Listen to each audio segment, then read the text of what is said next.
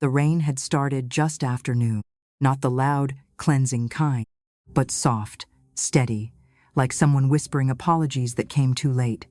I sat in the back seat of a rideshare, hands folded over a bouquet of pink carnations. The petals had begun to bruise. Danielle said someone would meet me at the entrance. She said there'd be a chair for me. She said there'd be cake, music, maybe even a little speech. But there was no one at the gate, only a valet who squinted at the clipboard, then pointed without looking up. "Miss Holloway?" he asked. "You're listed as the sponsor, tables by the staff corridor." Sponsor. Not aunt. Not family. Just sponsor. Inside the banquet hall, laughter bloomed like perfume. Glass clinked. A child shrieked with joy. Someone popped a balloon and people applauded like it was a show. But no one noticed me. My table was tucked behind a pillar, next to the kitchen door. No name card. No cushion on the chair. Just the hum of the dishwasher and the hiss of something frying. I placed the flowers on the table. No one came to take them. No one said thank you. I recognized Troy's voice before I saw him louder than the rest, always had been. He was in the center of it all, arms around his wife's shoulders, laughing too hard at nothing. Danielle waved from across the room, then turned back without waiting for me to reach her. Someone whispered near the bar, "She won't stay long. She doesn't really know our friends anyway." They were right. I didn't know those people, but I had paid for the cake they were cutting, for the balloons floating above their heads, for the chair I was not sitting in. After the candles were blown out and photos taken, I quietly rose. No one looked my way. No one called my name. Back in the car, the rain had grown colder. The driver said nothing. Neither did I. But in my lap, the flowers were still there. Unclaimed. Unwanted. Wilting. They reminded me of all the things I had given, without ever asking for anything in return. When the car pulled away from the resort's bright lights, I didn't look back. Why would I? I was never really there. If they see you only as a wallet, can you ever become a person again in their eyes? The house hadn't changed much in 30 years. Same red brick. Same creaky porch swing that groaned under the Kansas wind. I kept it oiled, though no one sat there anymore. Inside, the clock on the mantel had stopped at 11:27 long ago, but I never rewound it. It felt right somehow, like time itself had agreed to pause with me. Every corner of that house held a whisper. The floral curtains still carried the faint scent of lavender sachets. The hallway smelled like old paper and lemon polish. And the kitchen always held the ghost of Sunday breakfasts. My sister's children had grown up in these rooms. I still remembered the tiny shoes left by the door, the crayon drawings taped to the fridge, the way Troy used to fall asleep in the recliner with half a peanut butter sandwich in his hand. Danielle once told me she loved the way I folded towels tight and square, like the fancy hotels. She was 7. She had cried the night her mother left for Houston. I sat up with her until dawn, tracing circles on her back and humming old Billie Holiday tunes. I never told them how much those years meant to me, how their laughter filled the hollow space grief had carved out, how I thought raising them was not a duty, but the saving of my own heart. Irene Holloway was Auntie, Mama too, Granny when Mia was born, but somewhere along the way, the titles changed, the names grew quieter, and the phone calls shorter. Now, most days were marked by the radio. I'd listen to old jazz programs on AM, sip my tea, and organize drawers that no one opened. The sound of the kettle had become a kind of company. The soft whistle. Then, silence. I still wrapped gifts for every birthday. Still wrote cards in blue ink with a little pressed flower inside. Still added, "Love, Auntie the First," at the bottom, just in case they'd forgotten. They didn't always reply. But I told myself maybe they were busy. Maybe love didn't always look like showing up. Still, the ache of being remembered only when needed it wore at me. A call for help, a Venmo request, a sweet voice asking, "Can you just, one more time?" I always said yes, until one day I looked at the calendar and realized I had started circling the dates they might ask me for something, not the ones they might visit. That was the day the air inside my home felt different. Not sad, not angry, just hollow. Have you ever mistaken being useful for being loved? There was a time when Saturday mornings meant sticky fingers and cartoons echoing down the hallway. Troy used to bounce on the couch cushions, chasing invisible villains with a paper towel cape. Danielle sat cross-legged on the floor, building houses from cereal boxes and string. Back then, I was someone they ran to, someone they trusted to know the answers. I still remember the weight of their heads on my lap, the way they'd fall asleep mid-sentence, clutching my elbow like it was the last safe place in the world. The kitchen smelled of cinnamon and yeast on those mornings. I'd make sweet rolls from scratch. Danielle always asked for the middle one, the softest, the stickiest. She used to call me her forever mom. It was a whisper she only used at bedtime, when the dark made her brave enough to say what daylight didn't allow. Those moments were mine.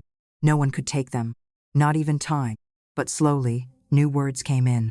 Mortgage, car seat, Wi-Fi, and with them, distance. Troy started ending calls with, "All right, we'll talk soon." Not "love you," not even "take care." Just something safe, something light. Danielle still sent photos. Mia in a tutu, a baby tooth in a sandwich bag. But the notes beneath them were short. Busy but good. Thanks again for the gift. Once, she sent a video of Mia blowing out birthday candles. I watched it 3 times.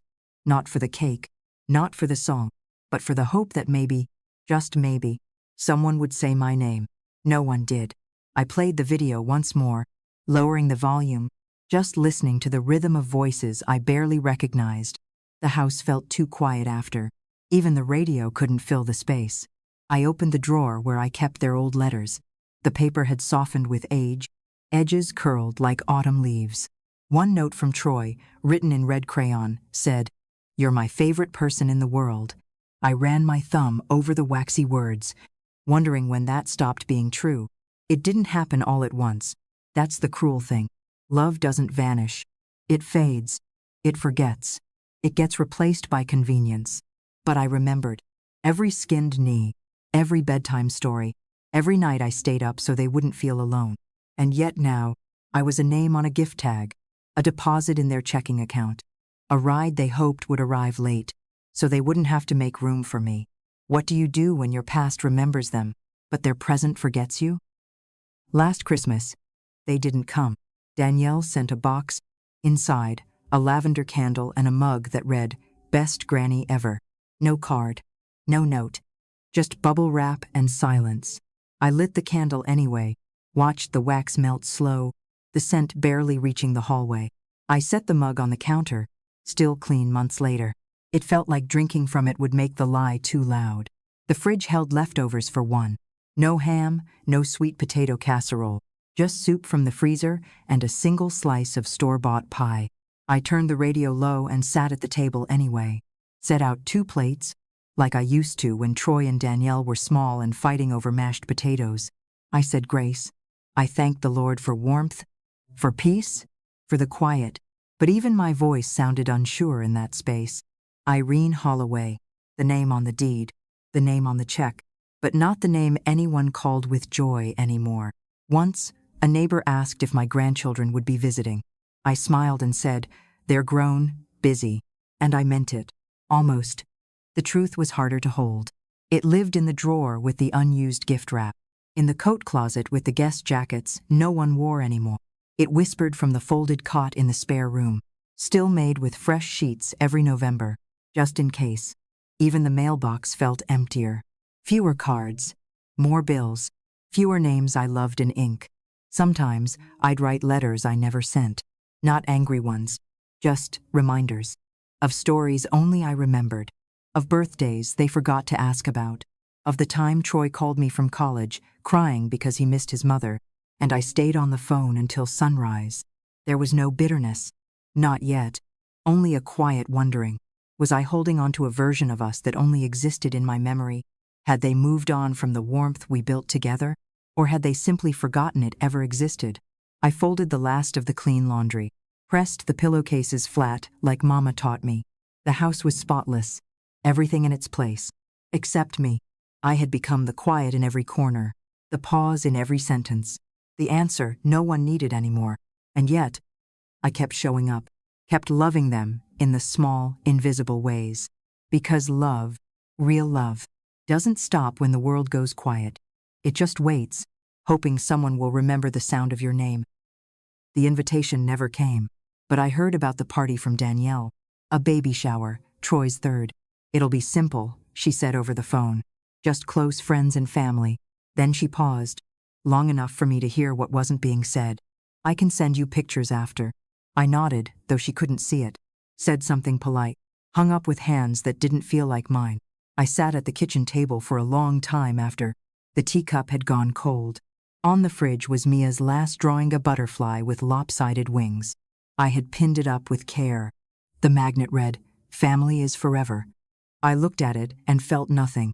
I told myself they were overwhelmed, that maybe they didn't want me to feel obligated, that it wasn't personal, but inside, something sank. Not in anger, just that slow, heavy way a body settles in water. A week later, I saw the photos on Danielle's feed. Pink balloons, tiered cake, matching dresses. Troy, grinning wide, lifting his wife in the air. And in every frame, people I didn't recognize. Old friends, maybe. New coworkers. Neighbors from their cul-de-sac. But not me. Not even in the background. I searched the crowd anyway. A habit I didn't know I had. There was a sign above the table. "Welcome, baby Grace." And underneath, in cursive, "Thank you to our generous sponsor." Sponsor. Not auntie. Not granny. Just a word that meant money without presents. No place card bore my name. No chair waited for me. I looked down at my hands, remembering how they used to braid Danielle's hair, how they used to rub Troy's back when he had fevers, how they had folded every dollar into an envelope last month, when Danielle said they were a little tight this season. And now, they were just hands. Quiet. Empty. Uninvited. There was a time I would have asked why, would have picked up the phone, would have hoped for a mistake. But I didn't. Because the photos made it clear, they hadn't forgotten me. They had decided. And the part that hurt most was how easy it seemed for them. I stopped asking about the next gathering. Stopped checking the calendar for birthdays I wouldn't be invited to. The phone calls grew shorter. Sometimes, it was just a voicemail. "Hey, just checking in. Hope you're well." No question. No pause for an answer. I still sent gifts. Still wrote, "Love, Auntie the First." But it felt like mailing memories to a house that had changed the locks. Once, I called Troy on a Sunday. He picked up on the third ring. There was music in the background. Laughter. "Hey, Auntie," he said, voice distracted. "We're kinda in the middle of something. Can I call you back?" He didn't. The next day, Danielle texted, "Sorry, it got hectic. Mia had a recital and the boys had a playdate. You know how it is." But I didn't. Not anymore. They used to send me photos of the kids in Halloween costumes. Mia as a fairy, Bobby as a tiny firefighter. Now I saw those photos online, with captions like, "The Holloways do it again." The whole family together. Family. I stared at that word. In every image, every video, every caption and comment. I was gone. Erased not by malice, but by convenience. My name didn't fit the aesthetic. My presence didn't match the new narrative. I once overheard Danielle on speakerphone. She was talking to a friend about the baby shower. They wanted something elegant, modern, clean. We didn't want to complicate it with too many extras. Extras. I turned off the phone, sat in the quiet. It was the same quiet I used to treasure.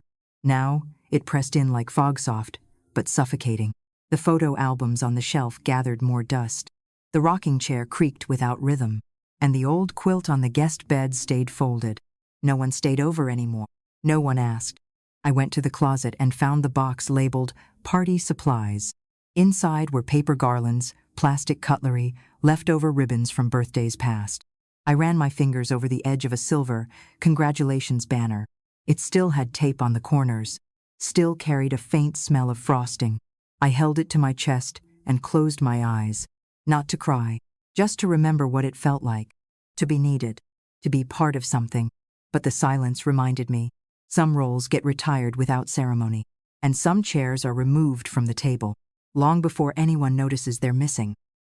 It was the church bulletin that finally made it clear, the one I picked up every Sunday without fail, creased down the middle, printed in navy ink, always smelling faintly of pew polish and old paper. Page 3 listed the week's thank yous. Sponsors, donors, contributors to community events. I scanned the names like I always did, not out of pride, just habit, and there it was. Special thanks to the Holloway family for their generous support of the Grace Holloway baby celebration. The Holloway family, no mention of me. I read the line again, then again. My check had cleared. I remembered writing it slowly, double-checking the memo. Event support, decorations, and catering. Danielle had asked me sweetly, "Could you help just this once more, Auntie?" Said they were short after the ultrasound bill. Said everyone would be there. Said it would mean so much. I didn't hesitate. I never did. But reading that line, those words that excluded while pretending to include, was like finding your name scratched off an old letter. They didn't forget me. They had absorbed me, folded my help into their story, without leaving room for me to exist in it. I put the bulletin down, straightened the corners. No one else at the pew noticed. I smiled when they greeted me, shook hands at the door, even complimented the altar flowers. Then I walked home slowly. My knees ached. The wind had picked up, but I didn't rush. There was no one waiting. No cake. No photo. Just the porch swing and the quiet ticking of a clock that no longer moved.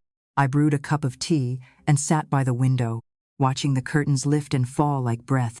Maybe they thought I wouldn't notice. That at my age, names didn't matter. Roles didn't matter. Presents didn't matter. But they were wrong. Because even the quietest person knows when they've been written out of the story. And I had been. Neatly. Efficiently. As if I had only ever been a line item in a family budget. A useful footnote. Now deleted. Would you beg for a place at their table? Or would you protect your own pride? It started with a call from the bank. Routine, they said. A verification. Ms. Holloway, we noticed a recent request to update the linked email on your joint support account. I frowned. I don't have a joint account. The woman on the line paused. Her voice softened. Oh well, it's listed under your name as co-signer. For the Holloway Household Fund? I felt the teacup tremble slightly in my hand. I'm sorry, could you repeat that? She read the numbers. It was the same fund I'd opened years ago. For emergencies, for school supplies, for just in case. But I hadn't checked it in over a year. Troy had the online access. He said it was easier to manage things from his end. I agreed. Because that's what trust looked like. I ended the call with a thank you, hung up gently, and sat still for a long time. The house was too quiet. Even the refrigerator seemed to hum with a question. I went to the drawer where I kept my files, pulled out the manila envelope labeled Household, Holloway Kids. It held old deposit slips, receipts, a ledger in my handwriting, still neat, still blue. But there was no login, no updated balance. I had let it go, because they said it was easier that way. Because I believed if I let them hold the reins, I was still helping, still present, still useful. I called Troy that evening. He picked up on the first ring. Hey Auntie, everything okay? His voice had that tone, cheerful, practiced, like he was ready to explain something without being asked. I told him about the call, about the email change, about the account. There was a pause. Then he said, "Oh yeah, we updated it so Danielle could handle the monthly stuff. It's still all the same, just streamlined." Streamlined. Such a clean word. So clean it erased me. "You should have told me," I said quietly. "We didn't want to bother you. You've already done so much." Done. Past tense. I hung up before I cried. Not out of anger, but because I realized they had already made the decision. And I wasn't part of it. Only the funding. And when you're only a bank account in their eyes, you start to wonder when the person disappeared. That night, I couldn't sleep. The ceiling fan spun above me in lazy circles, making soft shadows on the wall, but nothing in my mind was still. I got up, turned on the hallway light, and walked barefoot across the cold wood floor to the back room. The file cabinet was old oak with brass handles. I had labeled everything by hand decades ago, not for anyone else, just so I'd never forget where things were. There it was. The envelope marked property, deed, legal. Inside, a copy of the will, the house deed. A handwritten note from my lawyer dated 2004, but one line caught my eye. An amendment from 2019, initialed not by me, but by someone else. My breath caught. I pulled it closer. It was a notarized statement, adding Troy's name as secondary authority for financial discretion related to joint family holdings. I never signed that. Never saw it. Never agreed. At the bottom, a printed line read, "Document signed on behalf of Irene Holloway via authorized proxy." Proxy, a word I had only seen in hospital paperwork, not in my own home. I stared at the document under the yellow desk lamp. The ink faded slightly, but the betrayal sharp as glass. A memory came back, sudden and sour. Troy had once offered to help clean up my papers. Said he'd organize them digitally. He took home a folder, returned it a week later, neatly filed. I never thought to check, because I trusted him, because he was my boy, raised in my house, fed with my hands, held through fevers and heartbreaks.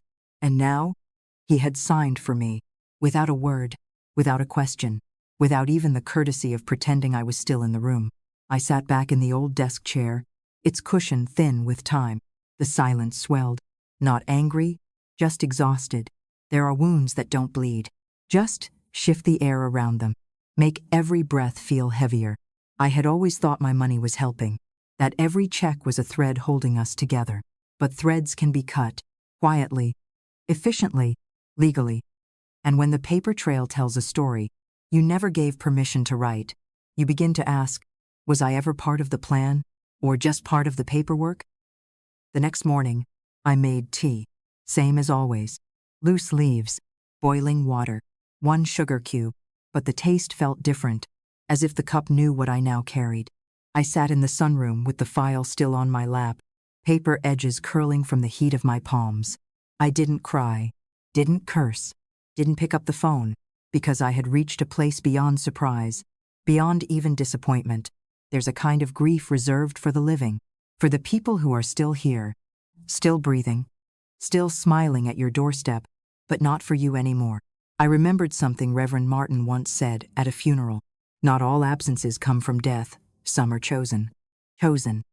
That was the word that stayed with me.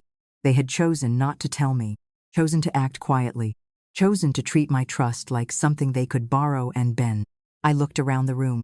Everything was as I'd kept it for years. The photo of me and my sister in front of the courthouse, the china cabinet with 1 cracked teacup I refused to throw away, the faded rug with the corner that never laid flat. It was my house, my name on the deed, my sweat in every corner. But now, it was also a target, a placeholder in someone else's plan, a line in a spreadsheet I never saw. I traced the rim of the teacup with my thumb, not out of habit, but to feel something steady. My whole life, I believed love meant giving, money, time, attention, and I gave freely, without ledgers, without questions. But somewhere along the way, they started keeping score, not of what I gave, but of what they thought I owed them. Entitlement is a quiet thief. It doesn't break in. It waits at the door you left unlocked. I folded the papers back into the envelope, wrote today's date on the outside, filed it under keep, not for revenge. Not yet, but because even silence needs a record. Because when the time comes, and I knew it would, they would ask again, for something, for more, and this time, I would be ready. If your entire life savings were handed away without your voice, what would your silence be worth? The mail sat unopened on the entry table for days. Bills, flyers, a birthday card from the church women's group signed, but without a note. I left it there, like a visitor I wasn't sure I wanted to let in. Something about paper lately felt heavier. The edges scratched. The folds didn't lie flat anymore. I stopped answering the phone, stopped checking the balance on the account, stopped sending just because money when Danielle texted with soft excuses. They noticed. Eventually, Danielle called first. 3 times. No voicemail, no message, just the digital knock of a phone that refused to understand what it meant to be unwelcome. Then a message arrived. Is everything okay? I hope you're not upset. You know we love you. I didn't answer, not out of anger, but because the word love no longer felt like something that lived between us. Love doesn't skip your name in legal documents. Love doesn't reduce you to a transaction. They said they loved me, but only in moments when they feared what a closed wallet might mean. I spent more time in the back room after that. The sun came through only in the late afternoon, slanting across the bookshelf and warming the worn armrest of the reading chair. It was my favorite chair, the one with the frayed corner, where Troy's dog once chewed when he was 9. I never repaired it. Some damage belongs to memory.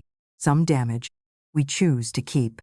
I sat there most days, tea cooling beside me, listening to the soft tick of a wall clock I had wound each week for 30 years. Even the clock seemed tired now. Its second hand jerked forward like it, too, was thinking of stopping.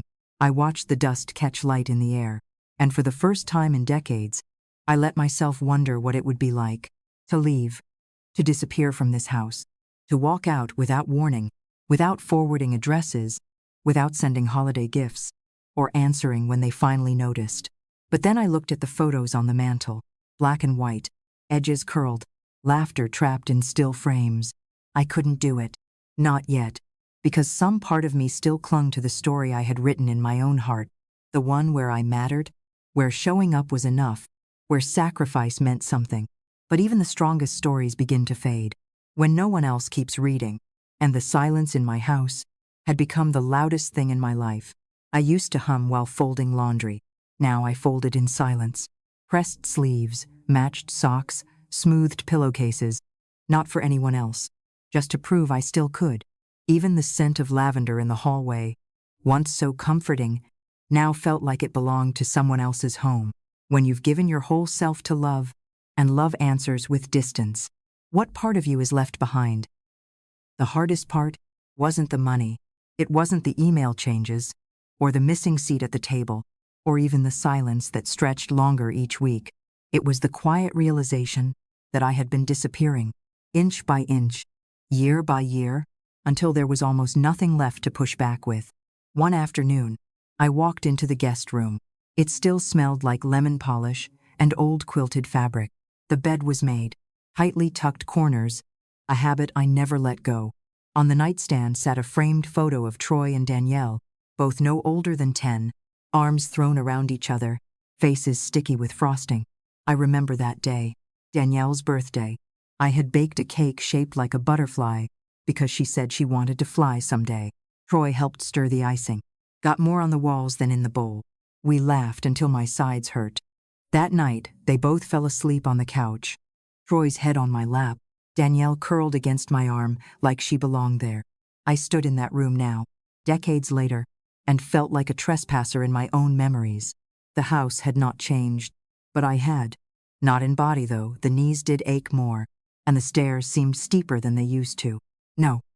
I had changed in ways no one else could see, in the way I hesitated before writing their names on birthday envelopes, in the way I folded Mia's dress with more care than emotion, in the way I said, "I'm fine," when someone at church asked how the kids were. I couldn't tell them the truth, couldn't find the words for what it means. To watch love become obligation, and then convenience, and then a memory you're no longer welcome in. I sat on the edge of the bed, hands clasped in my lap, like a child called in for scolding. The clock in the hallway ticked once, then again. A slow, aching rhythm. I breathed in. Lavender, dust, a hint of old perfume from the pillow, and I let the thought come, not as a cry, not as a scream, but as a whisper, so quiet, it felt like someone else had said it. Maybe they don't miss you, because they never really saw you. Not fully. Not beyond what you gave. Not beyond what you provided. And maybe you let them, because love, when it's loud in your heart, can make you blind to the ways you slowly go silent in someone else's life. That night, I didn't cook, didn't turn on the radio, didn't fold towels or clean out drawers. I simply sat, back straight, hands still, eyes dry. It wasn't anger. It wasn't even grief. It was something older, a kind of hollowing, a slow unmaking. When you've poured everything you are into people who learn to drink without remembering the well, who, then, are you? When the well runs dry? It had been 3 days since I left the house, not for lack of errands, but because I couldn't bear the way the world moved when I no longer felt a part of it. But that morning, something changed. Not much, just the light. It came through the kitchen window differently, warmer, softer, casting gold across the floor. Instead of the usual cold gray, I stood by the sink, watching it touch the edges of the chipped countertop, the faded wallpaper, the tiny crack in the windowsill I'd meant to fix for years. And for the first time in what felt like weeks, I breathed in, without feeling the weight press back. I reached for the radio. It crackled to life, tuned slightly off station, playing a scratchy Billie Holiday ballad I hadn't heard in years. I stood there, hands still wet from rinsing the cup, listening, really listening.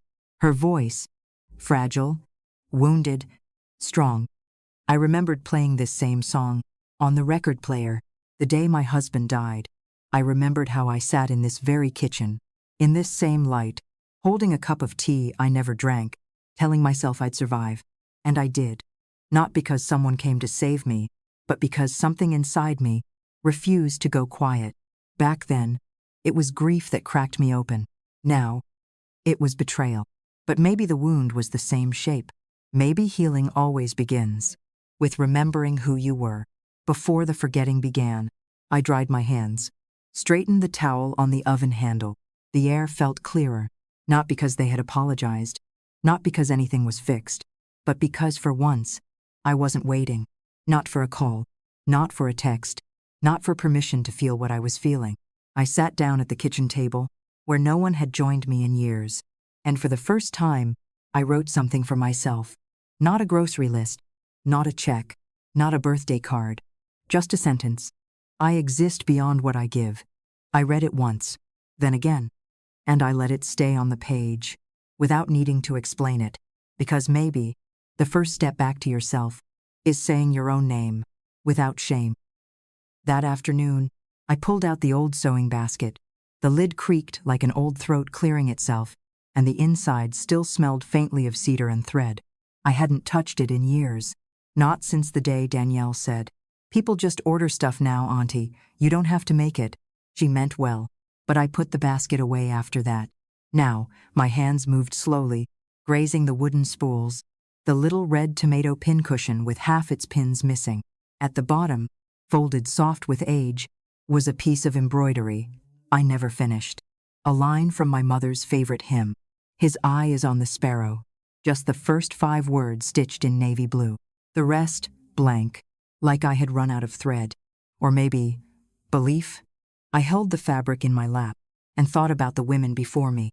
My mother, my Aunt Mabel, Mrs. Langston down the street, who lost her son in '68 but still brought pies every Easter. They didn't scream. They didn't threaten. They stitched. They prayed. They endured.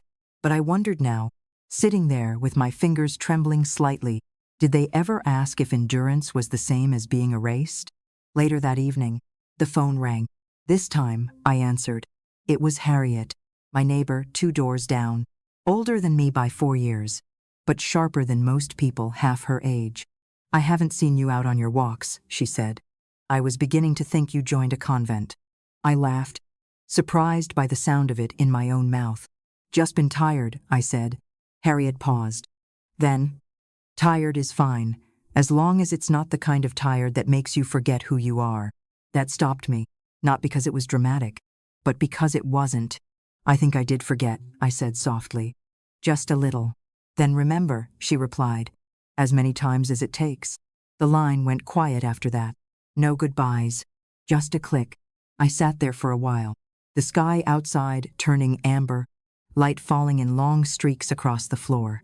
I didn't cry, didn't smile, just breathed. And for the first time in a long time, it didn't feel like I was borrowing space in someone else's life.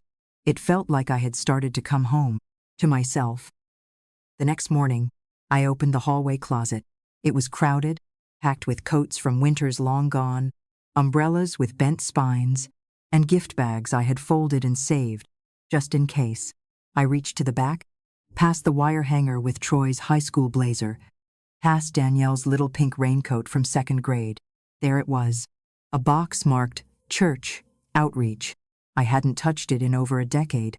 Inside were binders, notes, programs I helped design for the food pantry, flyers from fundraisers, names of women I once sat beside every Tuesday evening.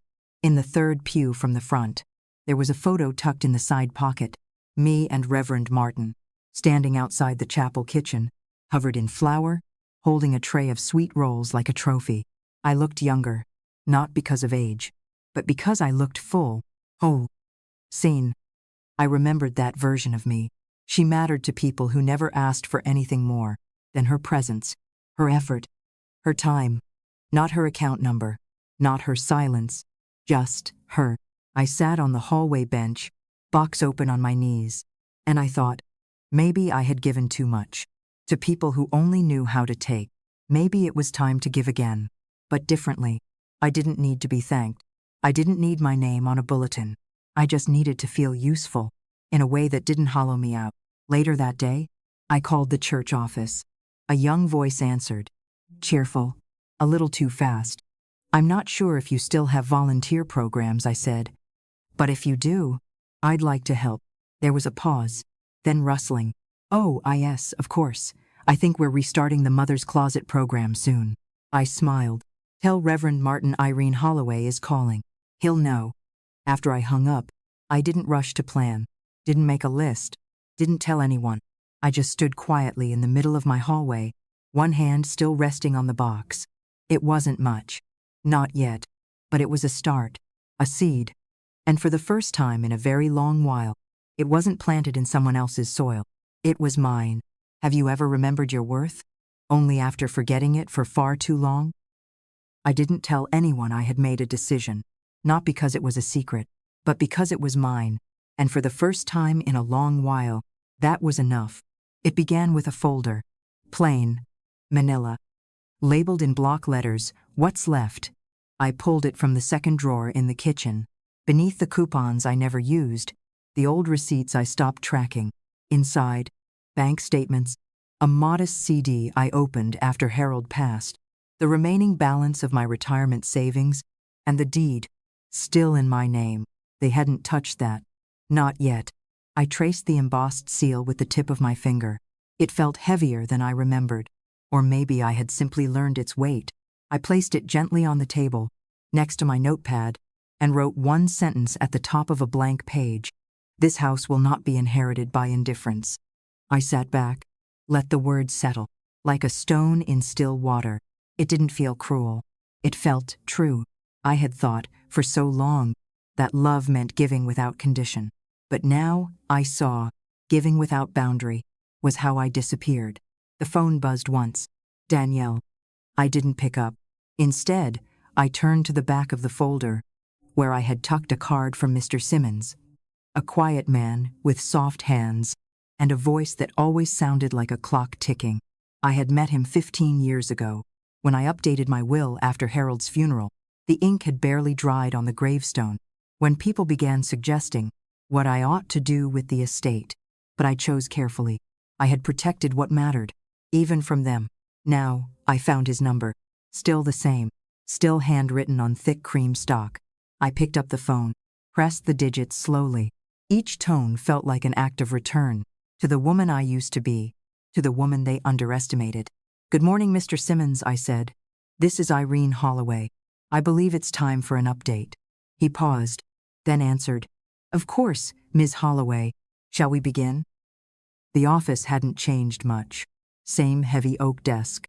Same green-shaded lamp in the corner, casting soft pools of light onto neatly stacked folders. Mr. Simmons rose when I entered, smiled like he meant it, and gestured toward the leather armchair I always preferred. We didn't rush. We never did. He poured the tea himself, chamomile, no sugar, just the way I like. Tell me where we're starting, he said. I opened the folder, laid out the papers slowly, each movement deliberate, each page a small reclamation. I want to restructure the trust, I said. My house, my savings. I want to designate a new beneficiary. He nodded, pen poised but not yet moving. Do you have someone in mind? I thought of Danielle's last message, half apology, half demand. I thought of Troy's voice, cheerful and businesslike, when he reassured me that he had streamlined my role in the family. And then, I thought of the church, of Harriet, of the box in my hallway labeled Outreach. Yes, I said. I'd like to establish a community fund for mothers who've been left behind, single women, older women, the kind of women who disappear. He didn't flinch, just nodded again, and wrote. We worked through the documents line by line, ownership transfers, final directives, contingency clauses. His pen glided across the paper like a violin bow. Quiet. Precise. Certain. When we reached the section marked heirs, he looked up. Shall we remove existing names? I paused, then nodded. Yes. All of them. There was no shake in my voice, no tremble in my fingers, just stillness, like something had finally landed inside me. After years of drifting, he underlined the confirmation box, then handed me the pen. I took it slowly, feeling its weight settle into my grip. For a moment, I thought about every check I had written, every gift sent without response, every room I had cleaned, for people who no longer saw me, and then I signed, one stroke at a time, not with bitterness, but with clarity, not to punish, but to protect. When I finished, he gathered the pages into a neat stack and folded them into a navy folder. I'll file the changes this week, he said. I nodded. And then I did something I hadn't done in a long time. I smiled. That evening, I cleared the dining table, not for dinner, not for guests, but for the quiet labor of beginning again. The navy folder from Mr. Simmons lay in the center. Next to it, a yellow legal pad, a fresh pen, and a pot of tea I knew I'd likely let go cold. I pulled out the deed, ran my hand across the top. The embossed stamp glinted faintly under the lamp. It no longer felt like a weight. It felt like a key. I began listing ideas for the fund. Granny's room, a space for women like me, the ones who had given everything and found themselves alone with nothing but silence and savings. I wrote slowly, bullet points, questions, names of women from church I hadn't spoken to in years.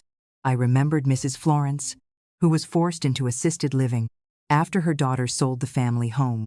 I remembered Bernice, who raised 3 grandchildren, while her own son lived 4 towns over and never once came back for Christmas. This wasn't a fund for charity. It was a declaration that the final chapter doesn't belong to those who shout louder, but to those who endure and decide. I placed each paper in a fresh folder marked GR, taped a small label on the spine. Then I opened the closet by the front door. Inside was a coat I hadn't worn in years, a deep plum wool, with a silver brooch still pinned to the collar. Harold's favorite. I slipped it on. The lining was smooth against my arms. The weight of it was comforting. I opened the drawer below and pulled out a pair of leather gloves. It wasn't cold, but I needed something that reminded me I still had form, edges, shape. Then, for no particular reason, I opened the small wooden box by the umbrella stand. Inside were spare keys. I pulled out the extra set to the house, held them for a long moment, then slipped them into an envelope. I didn't write a name. Not yet. But I knew whose they would never belong to again. Some things you don't announce. You just stop making them available. I placed the envelope in the drawer beside the will, turned off the lamp, and for the first time in years, I walked through my own house, not as a placeholder, but as a woman with a plan. When silence is your greatest weapon, will they ever see it coming? The church hall smelled of lemon oil and old wood, same as it always had. I arrived 15 minutes early, not because I needed to, but because I wanted a moment alone with the quiet. The folding chairs had already been set up, 6 rows, a podium, and a table in the back with a linen cloth draped across it. Underneath, I knew, were the documents, signed, sealed, ready. I sat in the second row, not the front. That seat had always belonged to Harold. Reverend Martin entered a few minutes later, his steps soft against the floor, a file tucked under his arm. He gave me a slight nod, not the kind you give to a guest, but to someone returning home. You sure? He asked, no judgment in his voice. I didn't hesitate. Very. He took his place at the front, opened the folder, and adjusted his glasses. By then, Troy and Danielle had arrived. Danielle in heels too high for hardwood. Troy in a sport coat he hadn't worn since Harold's funeral. They looked confused, unsettled, polite. "Mama," Troy said, forcing a smile. "What's going on?" I didn't answer. Didn't need to, because Reverend Martin had already begun. As part of our Legacy Sunday series, he said, we're honored to announce a new initiative to serve the women of our community, especially those who've served quietly for years, without recognition. He turned the page. The fund has been fully endowed by a longtime member of this congregation, someone who knows what it means to love without applause. Troy's brow furrowed. Danielle glanced at me, then back at the Reverend. The Granny's Room Fund, he continued, will support housing, legal aid, and emergency relief for women aged 55 and older who have given more than they've received. I watched their faces, the dawning, the realization. Reverend Martin paused, then looked directly at me. Ms. Irene Holloway has entrusted us with her home, her savings, and her legacy, not to preserve a name, but to preserve dignity. Troy opened his mouth, then closed it. Danielle blinked. Neither spoke. The silence wrapped around them, not heavy, but irreversible. And for once, I didn't need to explain anything. They had heard it all, exactly the way I wanted. After the service ended, no one moved right away. The room felt like it had forgotten how to breathe. Reverend Martin closed the folder with a soft click, then stepped aside, leaving the space between us wide open. Troy was the first to speak. His voice was lower now, like he was measuring it. For the first time in years, why didn't you tell us? I turned to him, meeting his eyes, steady. Would you have listened? He opened his mouth, but no answer came. Just a flush in his face, and a twitch in his jaw he couldn't quite control. Danielle stepped forward. Her tone tried to stay even, almost practiced. We didn't mean to hurt you. It was never about taking anything from you. I tilted my head.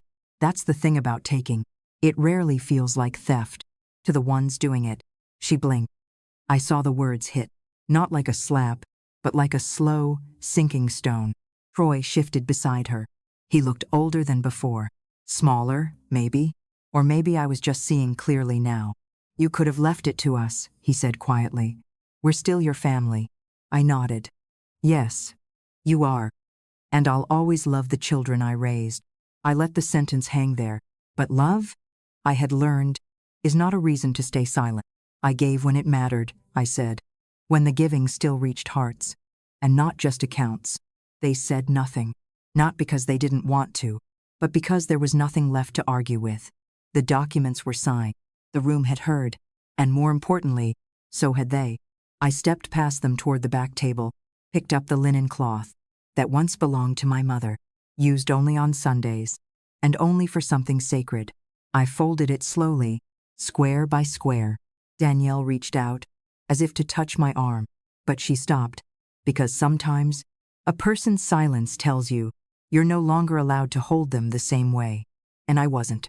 Not as the wallet, not as the easy yes, not as the invisible, just me, Irene Holloway, whole, and finally, unowned. Outside, the wind had picked up. Leaves skittered across the parking lot, dry and weightless, like things once rooted that now had nowhere else to go.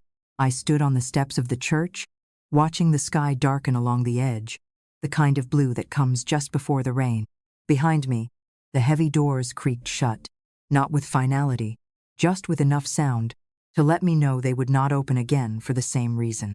I didn't turn around, didn't glance back to see if they were still inside. If they followed, they followed. If they didn't, they never would. Either way, the work was done.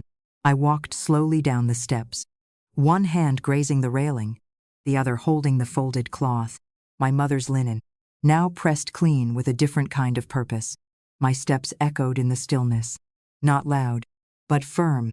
I had walked these paths 100 times, but never with my shoulders this straight, never with my chest this quiet. No pounding heart, no knot in the stomach, just breath, and ground, and direction. At the edge of the parking lot, Harriet was waiting, in her old sedan, engine running, window rolled down. You done? She asked, voice soft, eyes sharp. I nodded. She didn't smile, just unlocked the door. I climbed in. The car smelled like peppermints and upholstery warmed by the sun. It smelled like something that had endured. We didn't speak. Not right away. She drove slowly, like someone who knew the road well enough not to rush the return. At the first stoplight, she said, "They didn't deserve you." I looked out the window, watched a bird land on a fence post, feathers ruffling, then settling smooth. "It's not about what they deserved," I said. "It's about what I finally did." The light turned green. We kept moving, and in that long, quiet stretch between church and home, I let go of needing to be understood, of needing to be praised, of needing to be anything other than done, because some justice isn't served in courtrooms or shouted over kitchen tables. Some justice just walks out the door and never looks back. The mornings felt different now, not lighter, not louder, just mine. The sun rose across the eastern windows, casting soft gold on the edge of the breakfast table, where a single plate and a ceramic mug waited, no longer symbols of loneliness, but of choice. I still made tea at 8, still used the chipped cup with the fading roses, still placed a cloth napkin on my lap, not for anyone else, but because it made the meal feel whole. Outside the window, the tree in the yard had begun to bloom again, small white buds along its branches, unbothered by who did or didn't notice. That's what healing felt like. Not loud, not sudden, but steady, like something quietly taking root beneath ground you once thought barren. The mailbox held fewer envelopes now. No more automated happy birthdays from banks. No more silent requests disguised as guilt. Just a hand-addressed letter from the church office confirming the first 3 grants from Granny's room had been awarded last week. One to Mrs. Calhoun, a retired janitor whose daughter left her with 2 grandchildren. One to Patrice, a woman escaping a marriage that only looked perfect from the outside. And one to Myra Jean, a widow who hadn't left her apartment in 5 years because she had no shoes that still fit. I read each name twice, then folded the letter and placed it in the drawer under the kettle, the same drawer where I used to keep grocery lists and birthday plans that no longer needed writing. On Sundays, I still went to church, not out of habit, out of rhythm, the kind that feels like breathing after you've been underwater too long. Harriet walked beside me when the weather was kind, her steps slower now, but her company solid. We didn't talk much on those walks, didn't need to. The quiet between us was not the quiet of being erased. It was the quiet of being seen, without having to perform. Some evenings, I sat in the sunroom with a notebook on my lap, not to write checks, but to write memory, not history, just moments, like the time Troy fell asleep on the porch swing with a juice box in his hand, or the day Danielle lost her first tooth and insisted it meant she was basically grown. I didn't write them to remember. I wrote them to release. Because healing isn't only about holding on. Sometimes it's about letting go of the parts of love that stopped loving you back. I had done that now. And the house, this quiet, red brick witness to all of it, no longer echoed with absence. It breathed with me, and we were both still here. That spring, I opened the front windows again, let the air move through the house, stirring curtains, lifting the corners of old paperbacks left half read. On the sunroom table, I didn't expect anything in return, didn't wait for calls, didn't hope for visits. But one afternoon, a letter came, not from the family, from a woman named Sharon. She was 58, a grandmother, divorced, living in a motel off Route 70. She had found the flyer for Granny's room at a bus stop. Her words were careful, unsure, as if she didn't believe they would be read. She wrote, "I'm not asking for money.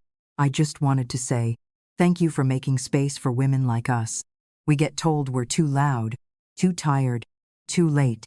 But your fund made me feel like someone expected me to live." I folded the letter gently, pressed the crease with my palm, then placed it beside my teacup as the clock ticked softly and the wind played through the window screen, like a child humming a half-remembered tune. That night, I sat on the porch swing, same old creak, same soft rhythm beneath the stars. I had no great revelation, no sudden peace, just a knowing that I had done the hard thing, and I had survived it, not by burning bridges, but by walking a new road with my name at the top of the map, a road that pointed forward and inward and home. The house had never been so quiet or so honest. No ghosts, no pretenses, only breath and books, and the occasional song from the radio I now left playing again. A hymn came on once, familiar and soft. I didn't sing, but I listened, and I let the sound settle in all the places inside me where disappointment used to live. Irene Holloway. I wasn't a branch on someone else's tree anymore. I was the root of my own, and even if no one else came to sit in its shade, it would still grow. still bloom, still matter, because sometimes the quietest life leaves behind the loudest echo, and sometimes legacy isn't what we leave behind for others, but what we finally return to ourselves. We invite you to share your own reflections in the comments. Have you ever had to reclaim your place in the world, one quiet choice at a time? Your voice belongs here, and your story matters, always. Subscribe to Kamar FM, where every story is a second chance.